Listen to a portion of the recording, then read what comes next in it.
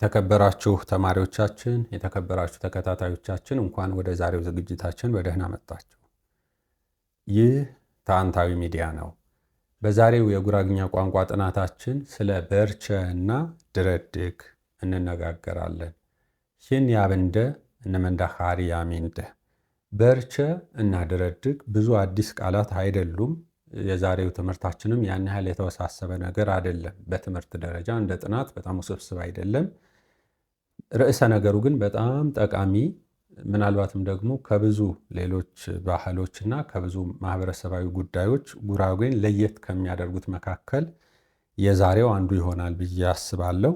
ከትርጉማቸው በመነሳት እንደ ቋንቋ በውስጣቸው ምን ይዘዋል፣ እንደ ባህልስ ቋንቋ የሚያጠኑ ሰዎች ሊገነዘቧቸው የሚገቡ ነገሮች ምንድናቸው የሚሉትን የተወሰኑ ጉዳዮች አንስተን ጥያቄዎች ካሏችሁ ሰምተን እንቋጫለን ማለት ነው። ስለዚህ ከትርጉሙ ከተነሳን በርቸ ያው ሁለት ክፍል ነው የሚኖረው። የበርቸና የድረድግ ኦልሞስት ተያያዥ የሆኑ ጉዳዮች ናቸው። በርቸ ማለት ከቃላዊ ትርጉሙ ስንነሳ እንደው በጥሬው በርቸ ማለት አንድ ጥሩ ያልሆነ ነገር ወይ መልካም እድል ያልሆነ ነገር የደረሰበት ሰው፣ ሚስፎርቹንን በለው ጥሩ የሚገልጽልን እሱ ይመስለኛል። የሆነ ሚስፎርቹን ኦር በቃ መጥፎ ያልሆነ የ40 ቀን እድል እንላለን አይደል? ቃሉ በራሱ ሚስት እንትን ቢሆንም ዊክነስ ቢኖረው ማለት ነው።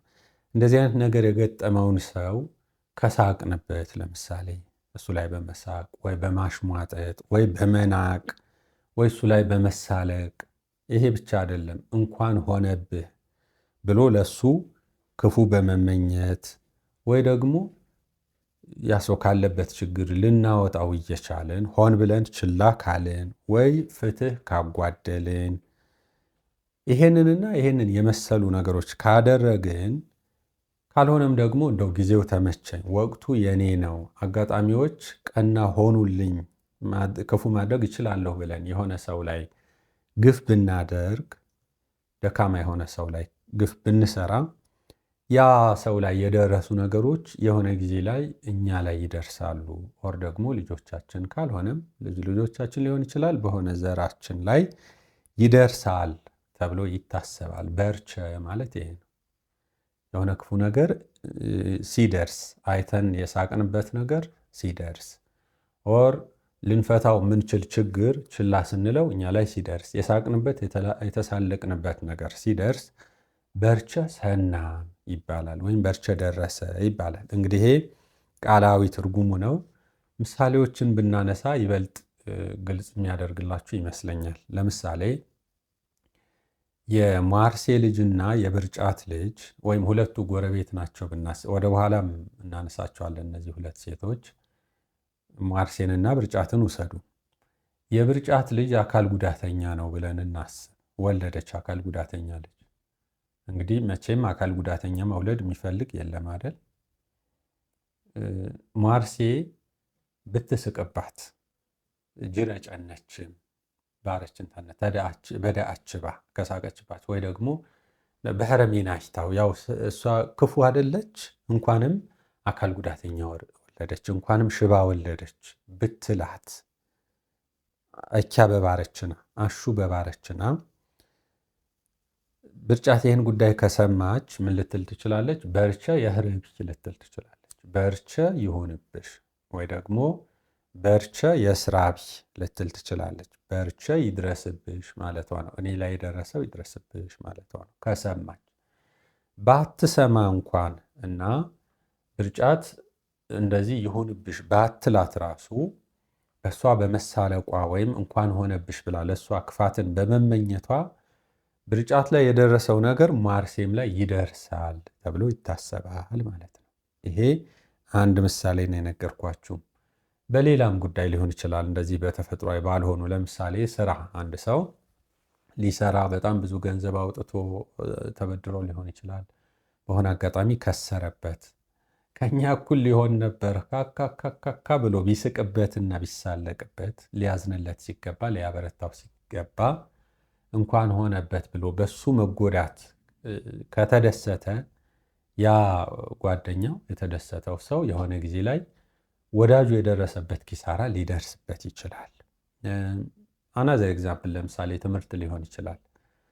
አንድ ሰው 10 ዓመት 12 ዓመት ተምሮ ሲወድቅ አሰባችሁት? ወይ ዩኒቨርሲቲ ገብቶ 25 ዓመት ተምሮ ተመርቆ ወጥቶ ምንም ስራ ቢያጣና ውይ የበርየትከ አችም ነርኩ ባረችም ባሹ ጭዛት ደገራ እንኳንም እንደው እኔ ብቻ ልታይ ያበዛ ሰው መጨረሻው ልክ አይደለም እንኳንም እንዲህ ገጠማት ተብሎ ቢሳቅባትና ቢሳለቁባት ያ ነገር ወይ እነሱ ላይ ወይ የሆነ ወገናቸው ላይ ይደርሳል ተብሎ ይታሰባል ማለት ነው። ይሄ እንግዲህ ሊገጥሙ የሚችሉ የተወሰኑ ምሳሌዎች ናቸው።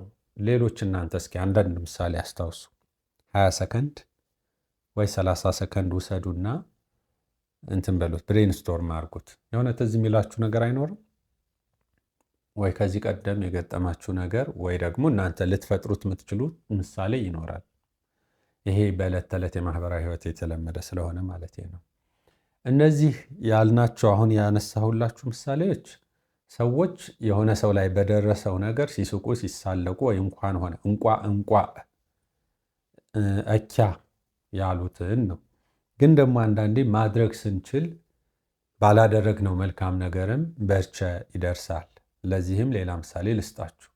አያድርገውና አንድ የጉራጌ ቤት እየተቃጠለ ነው ብላችሁ አስቡ። ያው ሳር ቤት ታውቃላችሁ።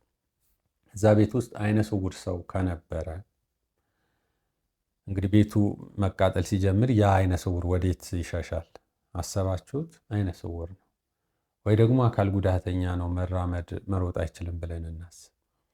እዚያ ቤት የነበረ አንድ ጉዳት አልባ ሰው ወይ አንድ ጤነኛ ሰው ለራሱ አምልጦ ያን አይነ ስውር እዛው ትቶት አይኑ እያየ እየተቃጠለ ከሆነ ያ ሰው እርዱኝ እያለ እባካችሁ አውጡኝ እኔ መውጣት አልችልም እርዱኝ እያለ ያ ሰው ያጀግናው ጎበዙ ሰው ጠንካራው ሰው ግን ጥሎት ወጥቶ እንደውም ያንን ሰው ከማንሳት ይልቅ ለቃዎቹ አስቦ ቤት ውስጥ የወደቀ ኮተታ ኮተት ቼፋት እነ ጎንዝዬ እነ ይተፎቦ ምናምን እነ ወይሳ ይዞ ቢወጣ አሁን ይሄ ፌር ነው? እንደው ለህሊና ፌር አይደለም። የሰው ህይወት ይቀድማል።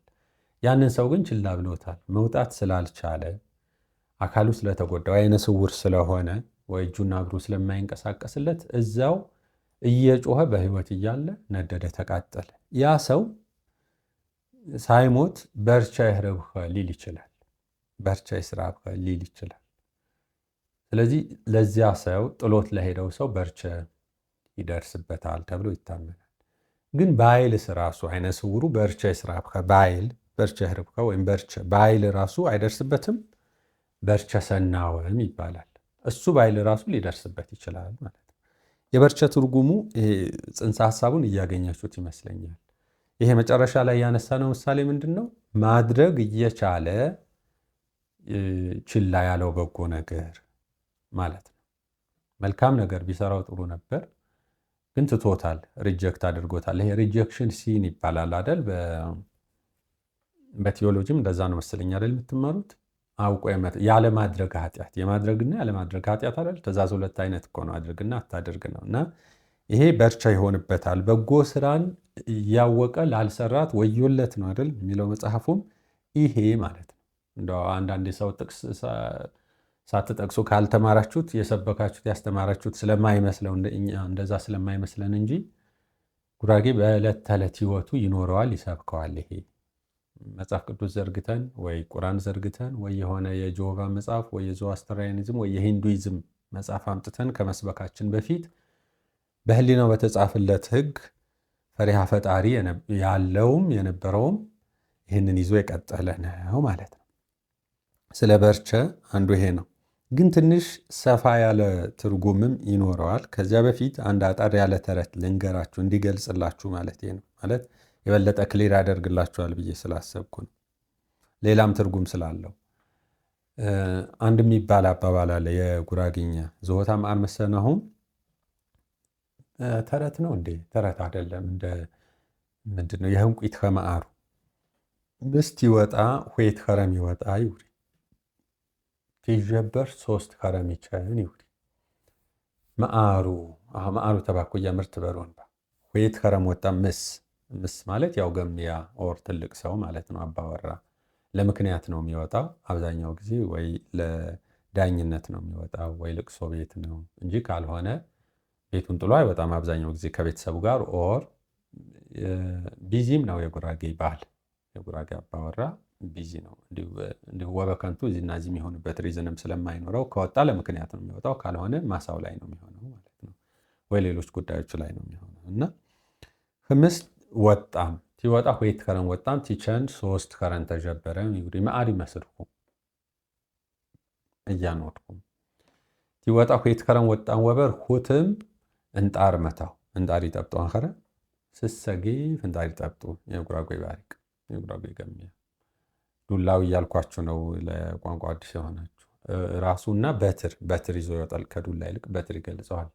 ቀጠን ረዘም ያለ በትር ይዘው ሲሄዱ አይታችሁ ከሆነ ኦር ደግሞ ከዘራ ሁለቱ ነው ይወጣል። ሲመለስ ግን ሶስተኛውን ይዞ ይመጣል ነው። ያ ሶስተኛው በርቸ ነው የሚባለው። በርቸ ነው። 3 ሆኖ መጣ ማለት አንዱ በርቸ ነው። ስለዚህ ይሄ በርቸ ምንድነው የሚለውን ማየት ያለብን ይመስለኛል።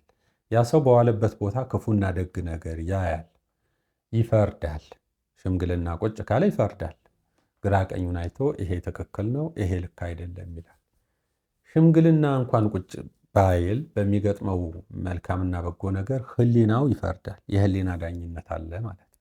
ግድ ነው። በነገራችን ላይ አንፈርድም ብንልም ይሄ መሆን ነበረበት፣ ይሄ መሆን አልነበረበትም የምንለው ነገር አለ። ያን ይፈርዳል። በፈረደው ነገር ያ የፈረደውን ለሌላ ሰው የፈረደውን ለራሱ ይዞ ይገባል ማለት ነው። ክፉ ከፈረደ በርቸ ይዞ ይገባል፣ ለራሱ ክፉ ነገር ይዞ ይመጣል ለራሱና ለቤቱ። መልካምን ነገር ከፈረደ ደግሞ ለራሱ መልካምን ነገር ይዞ ይመጣል። አይቀርም፣ ወይ ክፉ ወይ በጎ ነገር ይዞ መምጣቱ አይቀርም፣ ሁለቱም አይቀርም። ስለዚህ በርቸ ይዞ ገባ ማለት ነው። አሁን ይሄንን ተረትና ይሄንን የህንቁት ይዘን የበርቸን ትርጓሜ ስንመለከት ትንሽ ሰፋ አላለም። እስካሁን ባየናቸው ምሳሌዎች በርቸ ክፉ ነገር ብቻ ነበር። አሁን ግን በጎም ነገር በርቸ አለው እያልኳቸው ነው። እንደዛ ቢሆንማ ፍትሃዊ አልነበር። ሰው ክፉን ብቻ የሚደርስበት ቢሆን ኖሮ ሰዎች መልካም መስራት ለምን ያስፈልጋቸዋል? ተስፋ ይቆርጡ ነበር። ግን በጎም ነገር ሲሰሩ ክፉም ነገር ሲሰሩ ይደርሳቸዋል። የዘራውን ያጭዳል እንደሚለው ማለት ነው። ስለዚህ በርቸ ማለት የሆነ ቦታ ያየነው መልሶ የደረሰብን ማለት ነው። ወር የደረሰልን ማለት ነው። አሁን በደንብ አገኛችሁት? ስለ በርቸ ብትጠየቁ ማብራራት ትችላላችሁ? ምንም ሰምቶ ማያውቅ ሰው በቃ ምንም ከዚህ ቀደም በርቸ የሚባል ቃሉ ራሱ ሰምቶ ማያውቅ ሰው ቢጠይቃችሁ ስለ በርቸ ንገሩት ብዬ ብልካችሁ እኔ ኦር ሰንበዲ ቢጠይቃችሁ የሆነ ጽሑፍ አየና በርቸ የሚባል አይቻለሁ ምንድን ነው ቢላችሁ በደንብ ማብራራት ያቅታችኋል? አያቅታችሁ? ምን ልትሉት ነው ማለት ነው?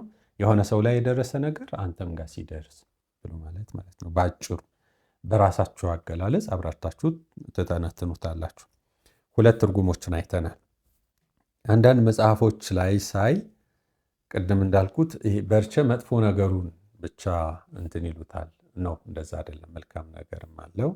ግን ደግሞ 3ኛ ትርጉም ልንገራችሁ። ከዚህ ሰፋ ያለ እንትን አለው ትርጉም አለው። በርቸ ማለት በአግባቡ ያልተጨረሰ ፍትህም ሊሆን ይችላል። ምሳሌ ልስጣችሁ። ታደሙና ሙረዣ ሁልጊዜ የምናነሳቸው ምሳሌዎች ናቸው በዚህ ኮርስ። ሁለቱ ህፃናት ናቸው ብለን እናስብና ተጣልተዋል። ለምሳሌ እንበልና ታደሙ ሙረዣን ጥርሱን ሰበረው እንበል። ኦኬ፣ ጥርስ መስበር ከባድ ነው፣ ችግር የለውም።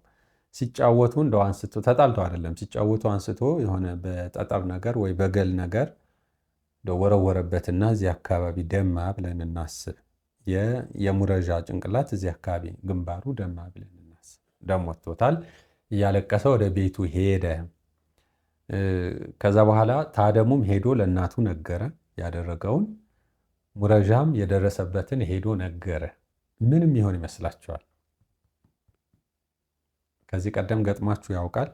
እሺ፣ ካልገጠማችሁ ግምታችሁ ንገሩኝ። ምንም ይሆን ይመስላችኋል? ምንም ያደርጉ ይመስላችኋል? የሙረዣ እና የታደሙ እናቶች ዝም ይላሉ? የሙረዣ እናት አትሜን ነው ሸታ ባረችን ታነ ዝመደረ ታንቸ ባረ ምደራ አጠበች ሙሻሸችን እንታነ ወይና እማሸችን እንታነ ቶራ በቃ እንወጣሃ ኮይተን ጀፈር እንወጣሃ ከትትንቅረቅር ዝመደራ ካንቸባን ኤና ሀፈን ጠምባን ጎይታ እየኒም ባንኸሬ አዋ ቶራ ታረችን ታነ እንደዚህ ብላ ብቻ የምትለቀው ይመስላችኋል? የታደሙ ወርጅሽ የታደሙ አሉትህ አይ እንደው ይሄን አደረገ ምንም አይደል በቃ እንግዲህ ምን ይደረጋል፣ የጎረቤት ልጅ ሲጫወት ይደማል ምንም ችግር የለውም ብላ መትተው ይመስላችኋል? ሁለቱም አይተውም። የሚገርማቸው ይገናኛሉ፣ ይነጋገራሉ። ያው እንደ ባህሉ በጣም ሪስፔክት አለ ታውቃላችሁ። ይቅርታ መባባሉም ሌላውም ኢቭን የአንዱ ልጅ አንዱ ሊቀጣው ይችላል። በጣም ደስ የሚለው ነገር የጎረቤት ልጅ የጎረቤት አባት የሆነ ልጅን ሊቀጣው ይችላል። ልክ እንደገዛ ልጁ እንደ ከተማ አይደለም። ልጅን ለምን ገላመጥ ከአንተ ባለጌ ለምን አልከው ምናምን የለም። ያው ሁሉም የመንደሩ አባት ለመንደሩ ልጆች ሁሉ አባት ነው። እናትም እንደዚሁ ማለት ነው። እና አንዱን ልጅ ልትቆጣው ትችላለች። እናቶችም እርስ በርስ ሊነጋገሩ ይችላሉ ወዘተ። እሱ እንዳለ ሆኖ ስለፈሰሰው ደም ጉዳይ ስለደማው ደም ጉዳይ ግን እንዲሁ አይተው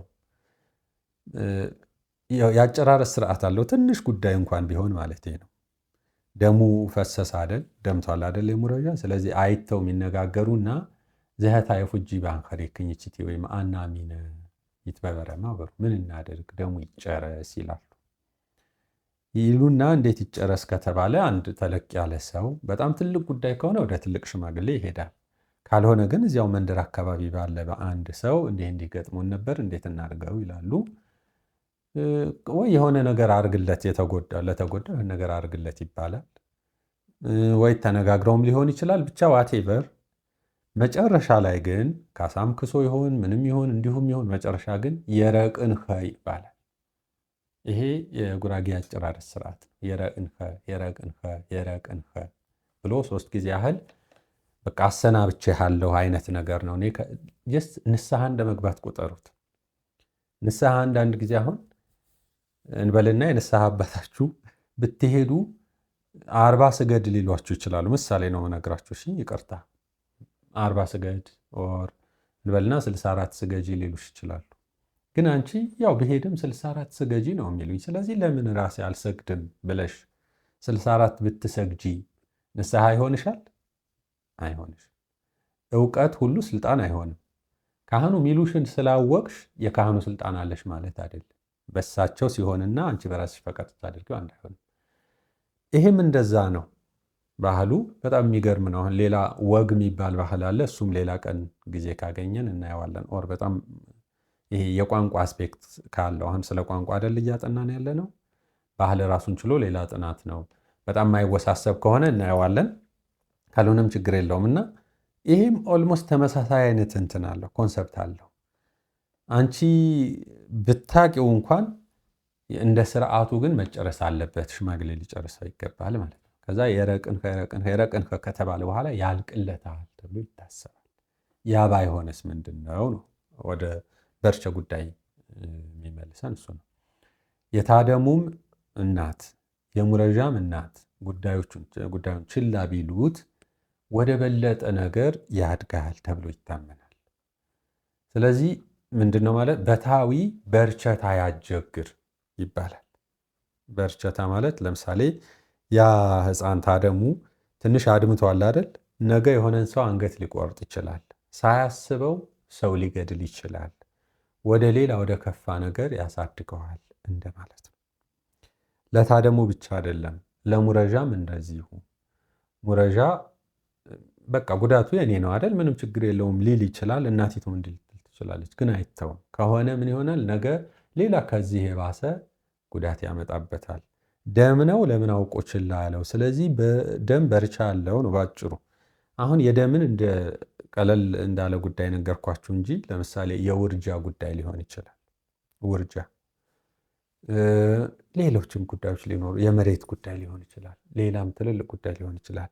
የራሴ ነው ብላችሁ ቀለል ብታደርጉት የራሳችሁ እንኳን ቢሆን ግዑዝ ነገር እንኳን ቢሆን ግፍ አለው ማለት ነው። ግልጽ ሆነላችሁ? ይሄ በጣም ብዙ ባህሎች ላይ የለም፣ ጉራጌ ላይ ግን አለ እና በጣም የሚያኮራ ባህል ነው። የሚያስደስት ፍጹም ፍትሐዊነቱን የሚያሳይ ማለት ነው። የዶሮ ጫጩት ገላችሁ ሊሆን ይችላል። ሕፃናት ብዙ ጊዜ ከዶሮ ጋር መጫወት ይወዳሉ አይደል? ተውት፣ ጫጩት እንቁላል ሊሰብሩ ይችላሉ። ለዶሮዋ ልጇ ነው አይደል? እንቁላሏ ያለ አግባብ ሊሰበርባት አይገባም። ወይ ሲጫወት ጫጩቷን ሊገል አይገባም። ስለዚህ ለዛች ዶሮ ፍትህ ይገባታል ማለት ነው። ካሳ ሊሆን ይችላል፣ ዋቴቨር እንደ ባህሉ። ያ ካልተደረገላት በርቸት አያስቸግር፣ ነገ የከብት ጥጃ ሊገል ይችላል፣ ካልሆነ ነገ የሰው ልጅ ሊገል ይችላል ማለት ነው። በርቸ ማለት ያልተቋጨ ፍትህም ሊሆን ይችላል ያልኳችሁ በአንዱ ትርጉም ይሄ ነው። አሁን በደንብ የገባችሁ ይመስለኛል። በርቸት አያስቸግር፣ የበርቸታት ዩሪካ ያሙሪ ተብሎ ሁሉ ነገር ፍትህ እንዲያገኝ ይደረጋል ማለት ነው። እሺ ግልጽ ሆነላችሁ? በርቸ ከመጀመሪያ እስከ መጨረሻ ተረዳችሁት? ሶስቱንም ትርጉሞች በደንብ ተረዳችሁ? የመጀመሪያው ክፉ ነገር ነው። ሁለተኛ አይተን ለእኛ ይዘነው የምንመጣ በጎም ይሁን ክፉ ነገር እንደማለታችን ነው፣ በተለይ በዳኝነት ስርዓት ላይ። ሶስተኛው ደግሞ ያልተጨረሰ ፍትህ ማለት ነው ብያቸዋለሁ። ስለዚህ መጥፎ ነገር አሁን በርቸ ካልናቸው ውስጥ አብዛኛው ጊዜ ያው እንዳልኳችሁ መጥፎ ነገር ነው ሰው የሚፈራው። እንዴት ነው የምንከላከለው ካላችሁ በንግግራችንም መሃል የተረዳችሁት ይመስለኛል። መልካም መሆን፣ ተገቢ ፍትህ መስጠት፣ ለተጎዳ ሰው ማዘን፣ የምንችለውን በጎ ነገር ማድረግ እና የመሳሰለው ሲሆን ችግሩን እንፈታዋለን። ይሄ የመጀመሪያው ነው። ግን ደግሞ አንዳንድ ጊዜ ከአቅማችን በላይ ሊሆን የሚችል ነገር አለ። አንዳንዴ ሰምተን የሆነ አይምሯችን ባልሆነ መልክ እንዳይገነዘበው በልባችን ያመንነውን ባፋችን እንመሰክራለን። ምን ብለን? ይሄ ነገር በጣም ያሳዝናል። ለምሳሌ የበር የትከ አያርገውና እንደው እግዚአብሔር ይጠብቅ። የበር ወትከ ወይናቱ የበር የትከ እንጨረቤ ጨነችም። እንደው ቃሉን ባይዘው ቮካቡላሪዎቹን እንድትለምዱ ፈልጌ ነው። ይሄን ለየት ያሉ ቃላትን ማነሳው። እንጨረቤ ማለት ዲቃላ ማለት ነው። ደስ አይልም አይደል? በተለይ በአማርኛው ቃሉ ማለት ነው። አሁን ይሄ ተብሎ ከተወራ ይህንን ወሬውን የሰሙ ሰው ለመጀመሪያ ጊዜ ጆሮ ጭው የሚያደርግ ነገር ነው አይደል? ምን የሚሉ ይመስላችኋል? ድረድግ ድረድግ ድረድግ ድረድግ ድረድግ በበርቸ በራር ይላል። ዛሬ አንዱ የምናየው ድረድግ ነው ብያችኋለሁ። ስለዚህ ከበርቸ ጋር ምን ያህል የተያያዙ እንደሆነ አይታችኋል። ድረድግ አንዱ በርቸን የምንከላከልበት መንገድ ነው እያልኳችሁ ነው። ድረድግ ይላል ሰው በርቸን ፍራቻ። ድረድግ ድረድግ ድረድግ ይላል። ድረድግ ቃሉን እንተርጉመው መጀመሪያ። አንዳንዴ ድረድግ ስትሉ ሰዎች አቸ ድሬ ድግንኸ ሲል ሰምታችኋል። የድግንኸ የድግንኸ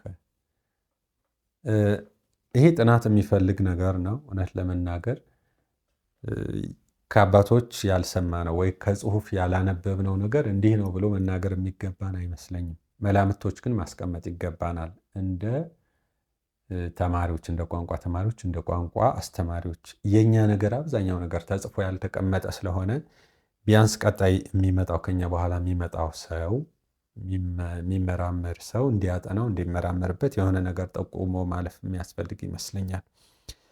ድር እድግ ድር ኤድግ ሁለቱ ነገሮች ስታዩ ይሄረ ያድጉ አሩ ወበሩ የሆነ የሚጥል ነገር የድግንኸ ኤድግንኸ አረ ድረድግንሁ ይላል አይደል? ሰው ድረድግንደ ይላል። ስለዚህ የሆነ እንደ ከለላ ነገር በርቸን የሚከልል አይነት አስተሳሰብ ወይ ደግሞ ለምሳሌ ሸህ ምንለው አለ አይደል? በጉራጌ ጡር ምንለው አለ፣ ፉጃ ምንለው። እነዚህ ማይዳሰሱ ግን የሚወረሱ በረከትና መርገም፣ ጸጋና ከርስ ወይም መርገም እንደዚህ አይነት ነገሮች አሉ አይደል? ልክ እንደዚህ ሰውን ከክፉ የሚከልል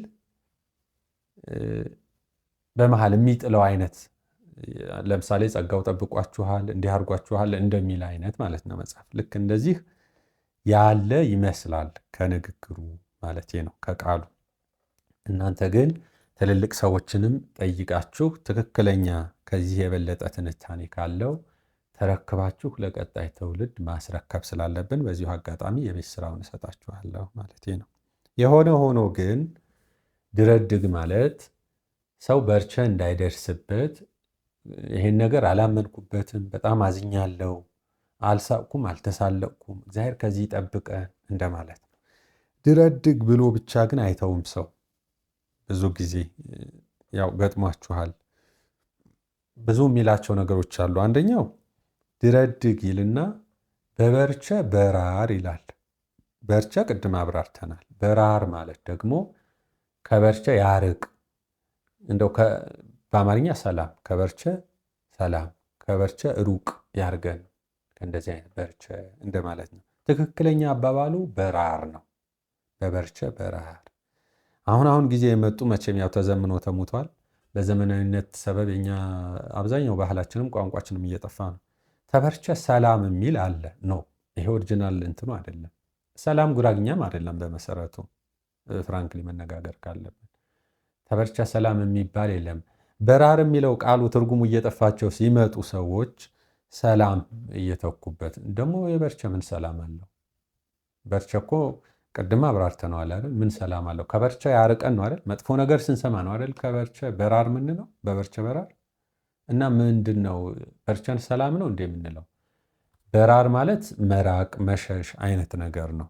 በርቸ የሌለበት እንደማለት ነው። እና በበርቸ በራር ይባላል ማለት ነው። ድረድቅ ካለ በኋላ በበርቸ በራር ከበርቸ ይጠብቀን፣ ከበርቸ የራቅን የሸሸን የተለየን ያድርገን፣ ከበርቸ ንጹሕ ያድርገን ነው።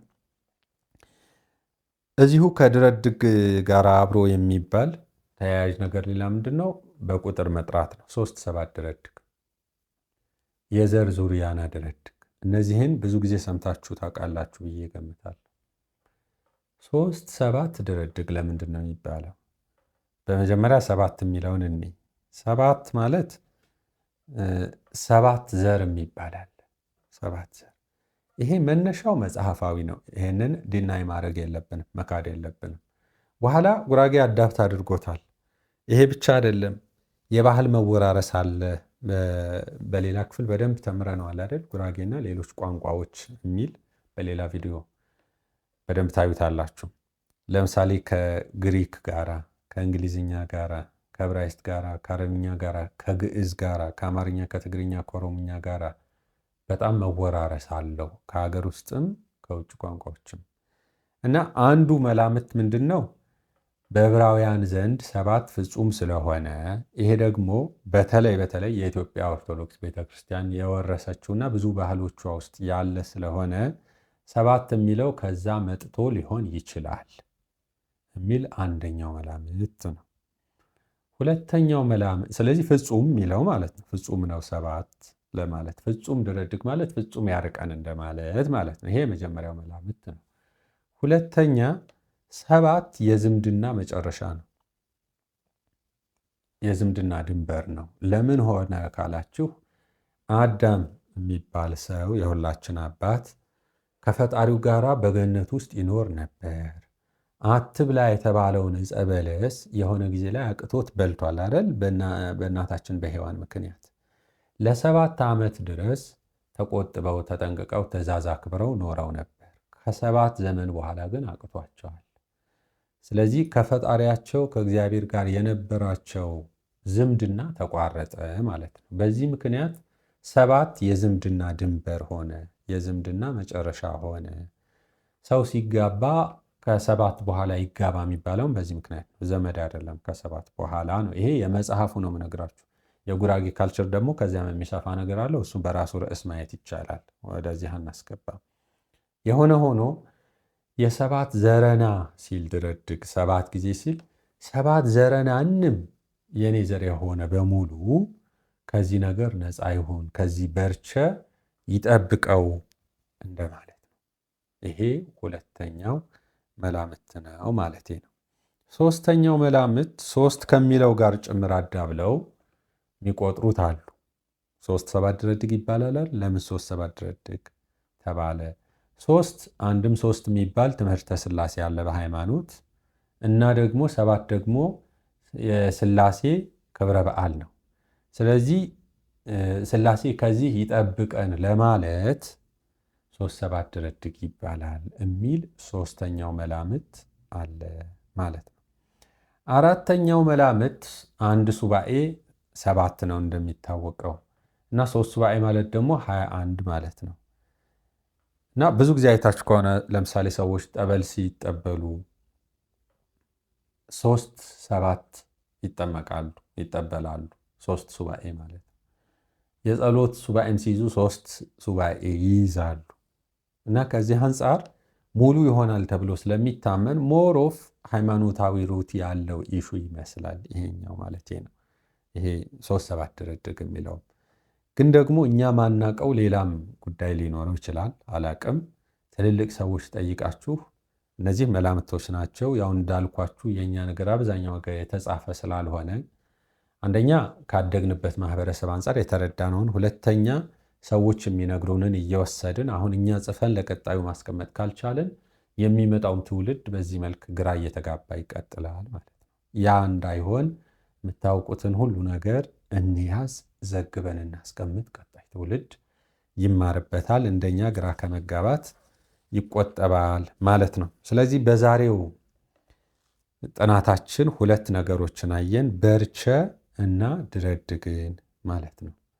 በርቸ ውስጥ ትርጉሞቹን አየን። ድረድግ ውስጥን ደግሞ ከትርጉሙ በኋላ ተያያዥ ነገሮች በበርቸ በራር የሚለውንና 3-7 ድረድግ የሚሉትን ተመልክተናል ማለት ነው። ሁሉ ነገር ግልጽ ሆኖላችኋል ብዬ አስባለሁ። ካልገባችሁ መጠየቅ ይቻላል። ደግሞ ያልነው ነገር ላይ ተጨማሪ ማብራሪያዎች ካሏችሁ ስጡ። ይሄ ብቻ አይደለም፣ እኛ እንደተማርነው ሌሎች ሰዎች እንዲማሩባቸው አድርጉ። እንደተለመደው በተለያዩ መስመር በሌሎች ሶሻል ሚዲያዎች እያሰራጫችሁ ሰዎች እንዲማሩባቸው እንድታደርጉ ከብዙ አክብሮት ጋር እጠይቃችኋለሁ። በሌላ ጊዜ ደግሞ በሌላ ርዕስ እንደዚሁ እዚህ ኮርስ ውስጥ ማለት ነው ሌላ ርዕስ እንገናኛለን። የጎቸ ሰብ የበርንደ ሃሮተ እንዳይድ ብርንደ ቦሄ አር